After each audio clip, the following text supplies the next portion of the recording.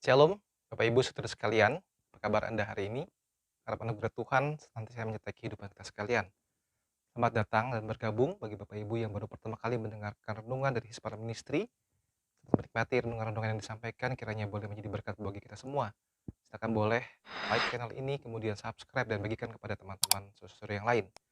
Saudaraku, mari kita membaca firman Tuhan terlebih dahulu yang saya ambil dari Yohanes pasal yang ke-20, ayat yang ke-24 dan seterusnya. Judul yang diberikan adalah Yesus menampakkan diri kepada Thomas. Tetapi Thomas, seorang dari ke-12 murid itu yang disebut Didimus, tidak ada bersama-sama mereka ketika Yesus datang ke situ. Kata murid-murid yang lain itu kepadanya, "Kami telah melihat Tuhan."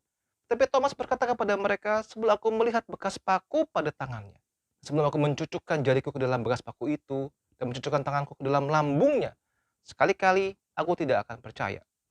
8 hari kemudian, murid-murid Yesus berada kembali dalam rumah itu dan Thomas bersama-sama dengan mereka. Sementara pintu-pintu terkunci, Yesus datang. Dia berdiri di tengah-tengah mereka dan berkata, "Damai sejahtera bagi kamu." Kemudian ia berkata kepada Thomas, "Taruhlah jarimu di sini dan lihatlah tanganku. Ulurkanlah tanganmu dan cucukkanlah ke dalam lambungku, dan jangan engkau tidak percaya lagi, melainkan percayalah." Thomas menjawab dia, "Ya Tuhanku dan Allahku." Yesus kepadanya, "Karena engkau telah melihat aku, maka engkau percaya. Berbahagialah mereka yang tidak melihat namun percaya." Mari kita bersatu di dalam doa terlebih dahulu. Ya Tuhan, kami bersyukur buat berkat Tuhan sepanjang waktu hidup kami. Kami sudah membaca firman Tuhan. Kami punya banyak sekali keraguan dalam hidup kami selama ini. Kiranya firman Tuhan yang kami baca ini memberikan kepastian iman kepada kami semua. Berkatilah ya Tuhan. Dalam nama Tuhan Yesus Kristus kami bersyukur, kami berdoa. Amin. Saudaraku, pernahkah Anda mengalami ragu-ragu? Ragu-ragu terhadap apa? Atau ragu-ragu terhadap siapa? Pasti semua kita pernah mengalami ragu-ragu, ya. Bahkan mungkin ada orang yang sering, ya, atau mungkin jarang, atau malah mungkin selalu mengalami keraguan-raguan dalam hidup mereka. Ada beberapa penyebab umum seorang ragu-ragu.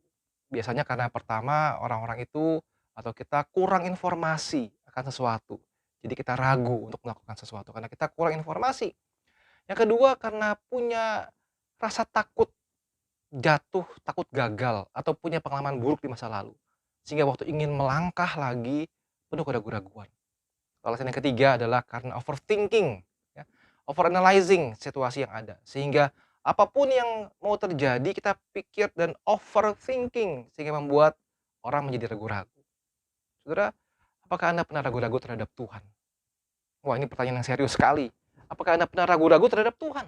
Mengapa ragu terhadap Tuhan? Jenis yang paling umum adalah emotional doubt. Secara emosi kita ragu. Mengapa? Karena something bad happen kepada kita. Orang sering bilang, why this happen to me? Why bad things happen to good people? Dan orang-orang kecewa dengan gereja, kecewa dengan hamba Tuhan, sehingga mereka mulai meragukan Tuhan. Mulai meragukan Tuhan. Bahkan mungkin bertanya, apakah Tuhan ada? Pernah alami itu, saudara? Kalau pernah, Anda tidak sendirian. Apapun alasan keraguanmu terhadap Tuhan, datanglah pada Tuhan hari ini dan kita belajar dari Thomas. Siapakah Thomas, saudara? Salah satu dari 12 murid Tuhan Yesus. Ada 4 catatan di Injil yang menyebut nama Thomas. Saudara bisa lihat. Yohanes 11 ayat 16, Yohanes 14 ayat yang kelima, Yohanes 20 ayat 24 dan seterusnya, dan Yohanes 21 ayat yang kedua. Di situ saudara kalau membaca dengan melihat dengan jelas. Thomas adalah seorang yang rasional. Ya, saudara lihat Yohanes 14 ayat 4 sampai 6. "Dan kemana aku pergi kamu tidak kamu tahu jalan ke situ," kata Thomas kepadanya. "Tuhan, kami tidak tahu kemana engkau pergi, jadi bagaimana kami tahu jalan ke situ?"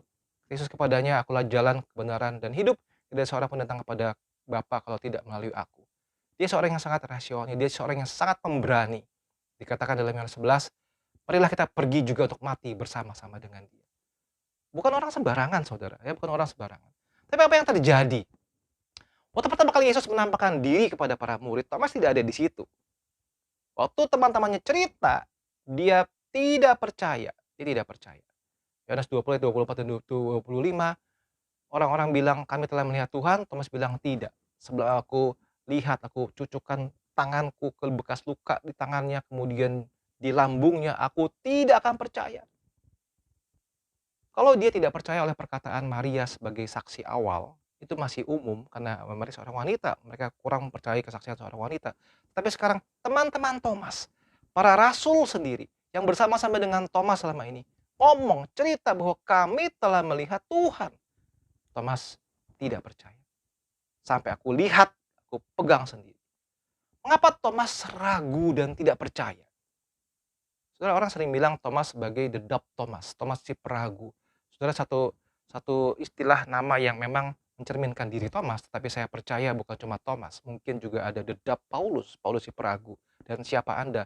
Ada juga orang yang mungkin meragukan Tuhan. Mari kita refleksikan diri. Kenapa kita ragu-ragu dan tidak percaya kepada Tuhan? Kali yang kedua, ayat 26-28, ada Thomas kali ini. Lihat di situ, Tuhan berkata, damai sejahtera bagi kamu. Yesus menghampiri Thomas. Taruhlah jarimu di sini dan lihatlah tanganku. Saudara, disitulah saya pikir Thomas merasa susah hati, merasa malu. Aduh, sekarang betul-betul Tuhan datang dan kemudian menampakkan diri dan menunjukkan tangannya dan bekas luka di lambung. Thomas tidak bisa apa-apa, dia hanya bisa menjawab, ya Tuhanku dan Allahku. Saudara, jangan engkau tidak percaya lagi, melainkan percayalah. Itulah perkataan Yesus kepada Thomas. Saya percaya saudara, dengan kedaulatan Tuhan. Tuhan bisa menunjukkan diri, Tuhan bisa memberikan bukti, memberikan tanda, mujizat untuk diperlihatkan kepada orang-orang yang ragu, orang-orang yang tidak percaya. Tuhan bisa menunjukkan itu berdasarkan kedaulatan Tuhan. Saudara, apa yang terjadi di sini? Yang pertama, jangan takut jika Anda punya keraguan-raguan. Punya keraguan itu normal. Jujurlah terhadap diri. Saudara, Oswald Chambers berkata gini, doubt is not always a sign that a man is wrong. It may be a sign that he is thinking. Satu keraguan itu tidak selalu menjadi sebuah tanda bahwa orang itu salah.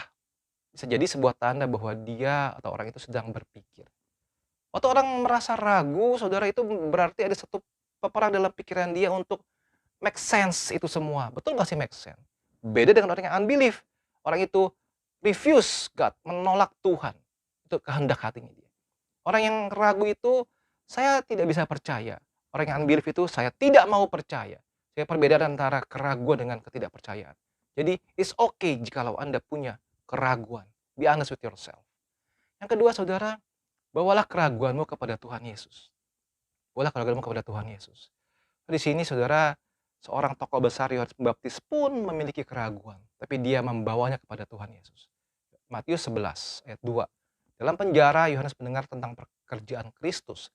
Lalu menyuruh murid-muridnya bertanya kepadanya, engkaukah yang akan datang itu atau haruskah kami menantikan orang lain? Bayangkan saudara, Yohanes Pembaptis pun di satu masa dalam hidup dia meragukan, betul gak sih engkau itu yang datang atau kami harus tunggu orang lain lagi? Tapi dia membawa keraguannya kepada Yesus. Saudara, bawalah keraguanmu kepada Yesus. Berdoalah kepada Tuhan. Lalu yang ketiga, biarkan keraguanmu itu menuntunmu kepada iman. Mintalah Tuhan untuk menyucikan hidupmu dan menyucikan motivasimu dan membersihkan keraguan. Keraguan bisa membawa kepada iman. Jikalau kita membawanya sungguh-sungguh kepada Tuhan Yesus. Saudara, apa yang membuat kita saat ini, membuatmu saat ini meragukan Tuhan? Apakah masalah-masalah di dalam hidup yang begitu menumpuk? Jadi seringkali begitu banyaknya masalah di dalam hidup membuat kita mempertanyakan di mana Tuhan, betul? Kadang-kadang kedukaan demi kedukaan terjadi membuat kita protes, berteriak kepada Tuhan. Kadang-kala mungkin sakit penyakit yang tidak kunjung sembuh membuat kita terus bertanya kepada Tuhan, di manakah Tuhan? Mengapa saya yang kena? Di manakah Tuhan? Katanya Tuhan penuh kasih. Katanya Tuhan itu Allah yang menyembuhkan. Tapi kenapa saya tidak sembuh-sembuh? Apapun keraguanmu saudara, hari ini mari kita datang kepada Tuhan. Jesus meets me. Yesus menjumpai kita. Jesus knows your doubt. Yesus tahu keraguan-raguanmu. Mari datang kepada Tuhan. Matius 9, sebuah kisah. Dan seringkali roh itu menyeretnya ke dalam api ataupun ke dalam air untuk membinasakannya. Sebab itu jika engkau dapat berbuat sesuatu, tolonglah kami dan kasihanilah kami. Jawab Yesus, katamu jika engkau dapat. Tidak ada yang mustahil bagi orang yang percaya. Segera ayah anak itu berteriak, aku percaya, tolonglah aku yang tidak percaya. Saudara, NIV-nya sangat indah sekali.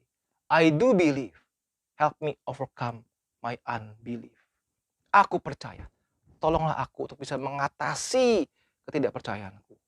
Saudara sekalian, apa ketidakpercayaanmu? Datanglah kepada Tuhan, berserulah kepada Tuhan. Help me, oh God, to overcome my unbelief. Tolonglah Tuhan supaya aku bisa mengatasi ketidakpercayaan aku atau keraguan-raguanku. Kiranya mulai hari ini saudara, jujurlah kepada Tuhan, datanglah kepada Tuhan. Dan kiranya Tuhan menolong kita untuk menyelesaikan masalah keraguan-raguan dalam hidup kita. Tuhan Yesus memberkati. Amin.